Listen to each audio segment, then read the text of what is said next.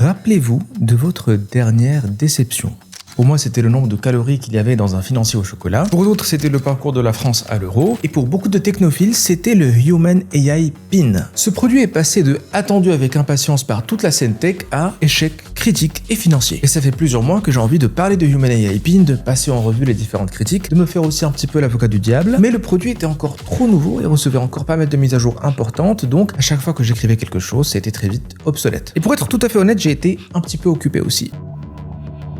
Prenez votre smartphone. Il n'a plus grand chose à voir avec son ancêtre, mais si on mettait côte à côte les différentes générations de téléphones, on pourrait voir une évolution graduelle. Petit à petit, le cadran rotatif devient bouton et ces boutons finissent par disparaître, tout comme les câbles d'ailleurs, tandis que les écrans s'agrandissent jusqu'à arriver au format moderne, plus ou moins à l'annonce du tout premier iPhone. Et depuis, on a essayé de rallonger l'écran, le rapetisser, l'élargir, mettre un stylet, enlever le stylet, plier le téléphone, y mettre un écran glissant. Bref, les fabricants tentent des choses, mais on sent bien que ça patauge et on n'arrive pas vraiment à trouver un nouveau format qui soit radicalement meilleur que le précédent, et d'ailleurs peut-être qu'on en a même pas besoin. Mais certains ne se laissent pas satisfaire de ce constat et sont constamment à la recherche du nouveau format qui va rendre le smartphone obsolète. Et parmi ces entreprises, il y a Humane.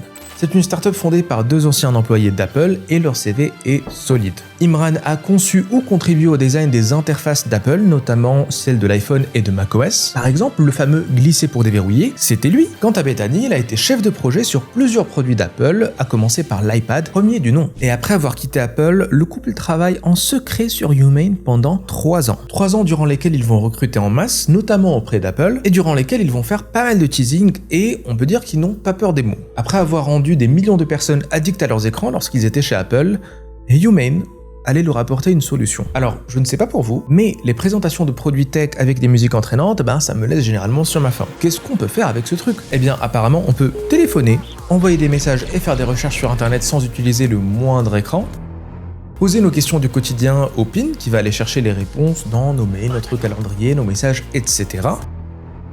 Et pour les tâches un petit peu plus complexes, comme par exemple la traduction en temps réel ou la reconnaissance d'image, le PIN s'appuie sur des LLM comme Gemini ou GPT-4. Et tout ça dans un format qui est effectivement nouveau. Il n'y a pas d'écran, mais une interface visuelle. Le boîtier projette des faisceaux laser sur la main qui sert à la fois de support de projection, mais aussi d'interface de contrôle. Alors, très beau design, très belle promesse, très belle vidéo de présentation, mais quand le produit est vraiment arrivé entre les mains des journalistes, critiques et créateurs de contenu, c'est la surprise, et pas le genre qui fait plaisir. On parle de flop, de gadgets au prix exorbitant, voire même de gadgets dangereux. Le retour de bâton est terrible, et la hype pour le Human AI Pin s'effrite aussi vite que celle de l'E-Live à l'époque. Pour un appareil qui est censé nous éviter d'avoir à sortir notre smartphone pour la moindre petite chose, il prend beaucoup de temps à exécuter certaines actions a priori simples.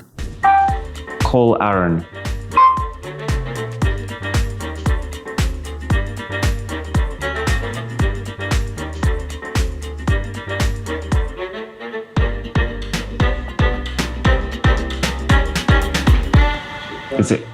Oh, there you go. Le futur. Ces lenteurs surviennent aussi lorsqu'on lui pose des questions, et bien sûr, le comble, c'est que des fois, les réponses sont erronées. Alors, certes, c'est dommage pour les erreurs, mais c'est compréhensible parce que le PIN s'appuie sur GPT, sur Gemini, et on sait que ces derniers aussi ne sont pas très futés, de temps en temps, répondent des bêtises. Quant aux lenteurs, elles peuvent être dues soit au réseau qui est utilisé par le PIN, soit être imputées à Gemini ou GPT qui mettent un petit peu de temps aussi à fournir leurs réponses, et ça peut aussi être dû au fait que peut-être que le PIN filtre ou traite les requêtes avant de les envoyer, ce qui va bien sûr ralentir toute l'opération. Et par rapport au smartphone qu'il veut complémenter, voire éventuellement remplacer, il faut admettre que les fonctionnalités sont quand même encore limitées. Téléphoner ou envoyer des messages, bien sûr, mais pas via votre numéro. Il faudra en prendre un second, et le prix de l'abonnement qui a été annoncé aux États-Unis est douloureux. Et bien sûr, sans abonnement, le produit ne sert à rien. Streamer de la musique, mais bien sûr, mais uniquement via Tidal.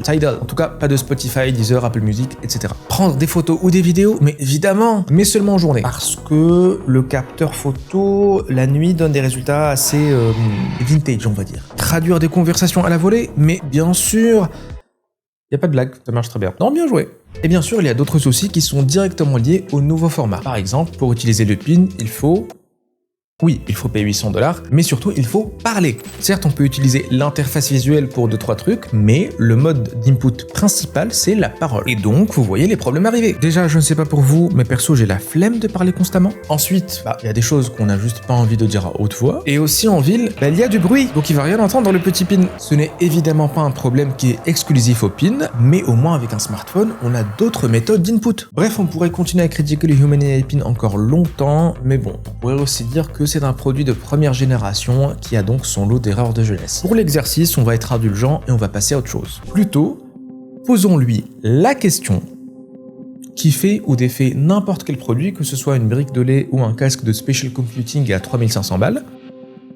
Pourquoi ? Pourquoi est-ce que je devrais changer l'argent de mon dur labeur pour acheter ce gadget à 800$? Surtout quand j'ai déjà ça. Parce que quasiment tout ce qu'on peut faire sur ce pin, eh bien on peut aussi le faire sur un smartphone finalement. Mais de même, quasiment tout ce qu'on fait sur un smartphone peut être réalisé sur un PC fixe ou portable, et pourtant on préfère le PC pour certains usages et le smartphone pour d'autres. Et cette préférence peut aussi s'étendre à d'autres formats comme les montres connectées par exemple. Un des arguments principaux de l'Apple Watch, c'est qu'elle vous permet de moins utiliser votre iPhone en déportant certaines fonctionnalités directement sur votre poignet, tout en vous gardant dans l'écosystème Apple. Bien sûr. Et c'est la réponse de Humane au pourquoi. Parce que le pin veut nous permettre de faire certaines choses de manière beaucoup plus intuitive et fluide qu'avec un smartphone. Poser une question oralement à un petit boîtier est toujours plus intuitif que d'avoir à sortir le smartphone de la poche, le déverrouiller, lancer Google, chercher, naviguer entre les 2-3 sites en espérant trouver la réponse et encore réussir à faire tout ça sans se faire happer par une petite notification. Et effectivement, je préférais juste dire ça en 2 secondes à mon Humane AI Pin plutôt que d'avoir à sortir mon téléphone. Et Humane a clairement affiché cet argument-là sur Twitter, de manière un peu boomer certes, mais en tout cas, ils croient en leur chance. Donc le pin est peut-être actuellement dans la tornade médiatique, mais n'oublions pas qu'en 2007, Apple se prenait des critiques assez proches par rapport à l'iPhone et son absence de clavier physique. And it doesn't appeal to business customers because it doesn't have a keyboard, which makes it not a very good email machine. Bon, sortons la boule de cristal parce que à partir de ce moment-là, tout ne sera que spéculation. J'aime beaucoup le concept du Human AI Pin et je suis convaincu qu'on va finir par l'enrichir de nouvelles fonctionnalités, corriger les gros bugs et peut-être même qu'on verra de nouvelles versions arriver assez vite. Alors, c'est un peu triste, mais il est beaucoup plus probable que ce soit Google, Samsung ou Apple qui nous sortent leur propre version, donc revisitée à leur sauce, et surtout intégrés à leur écosystème fort de dizaines de milliers de développeurs. Les grandes entreprises peuvent attendre que de plus petites entreprises se cassent les dents sur les premières itérations, récolter les avis des utilisateurs sur ce qu'ils apprécient ou détestent, et utiliser leur force de frappe financière, technologique et logistique pour finalement les coiffer au poteau. Un peu comme Samsung qui a annoncé sa bague connectée des années après les pionniers du genre, comme Oura ou encore Ultra Human. Human sait pertinemment que cette ombre leur plane dessus, et d'ailleurs au moment où je tourne cette vidéo, ils sont apparemment en négociation pour un rachat par HP, ce qui devrait leur donner de quoi mieux se défendre. Bref, c'est toujours intéressant de voir de nouveaux produits réimaginer la manière qu'on a d'utiliser la technologie au quotidien. On verra dans quelques mois si Humane aura réussi son pari, et d'ici là, je vous dis à la prochaine.